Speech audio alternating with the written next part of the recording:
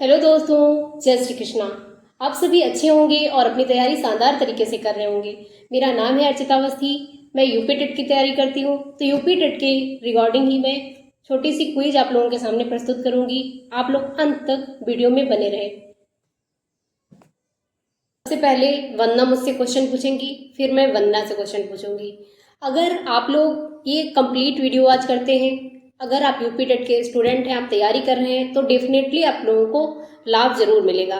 कहीं ना कहीं क्वेश्चन यहाँ से आपको देखने को जरूर मिलेंगे। बुद्धि का प्रतिदर्श सिद्धांत किसने दिया? थॉमसन ने दिया। व्यक्तित्व का सामाजिक अधिगम सिद्धांत किसने दिया? वाल्टर एंड अल्बर्ट वलूरा। विकास के मनोसामाजिक विकास का सिद्धांत किसने दिया? एरिक्सन ने दिया। प्रश्नोत्तर विधि के जनक कौन है? सुकरात है। जी वालेस के अनुसार सृजनात्मकता का प्रथम चरण है कौन सा है? तैयारी उपक्रम भी उसको बोलते हैं। संवेग व्यक्ति की उत्तेजित दशा है, यह कथन किसका है? वुडवर्थ का है। शिक्षा किस सूची का विषय है? समवर्ती सूची का विषय है। राष्ट्रीय महिला आयोग की वर्तमान अध्यक्ष कौन है? विजय राहटकर है। नीति आयोग की सीईओ कौन है? निधि छिब्बर है। द्विनाम पद्धति के जनक? Carolus Linnaeus.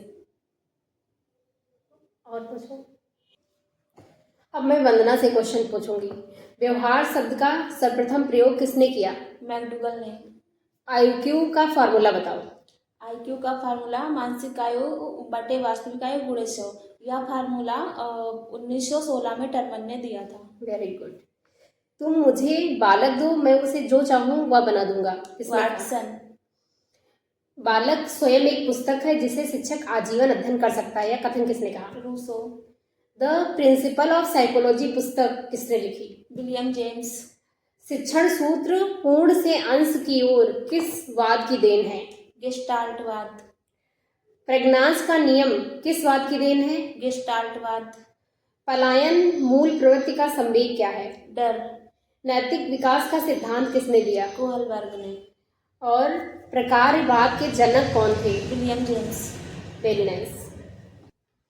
अब मुझसे हिंदी की रचनाएं वंदना पूछेंगी। उर्वशी किसकी रचना है? रामधारी सिंह दिनकर की। ठेले पर हिमालय किसकी रचना है? धर्मवीर भारती की। इश्कनामा किसकी रचना है? बोधा की। श्रांत पथिक किसकी रचना है? श्रीधर पाठक की। श्रृंगार मंजरी किसकी रचना है?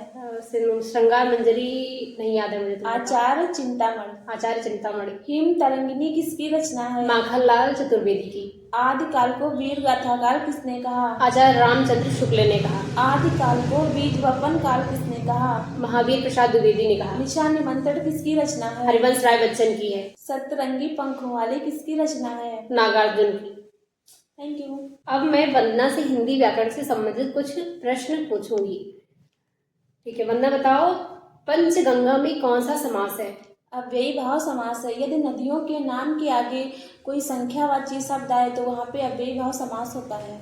रचना या बनावट के आधार पर शब्द के कितने भेद होते हैं? 3। कौन कौन से? रूढ़, यौगिक, योग रूढ़।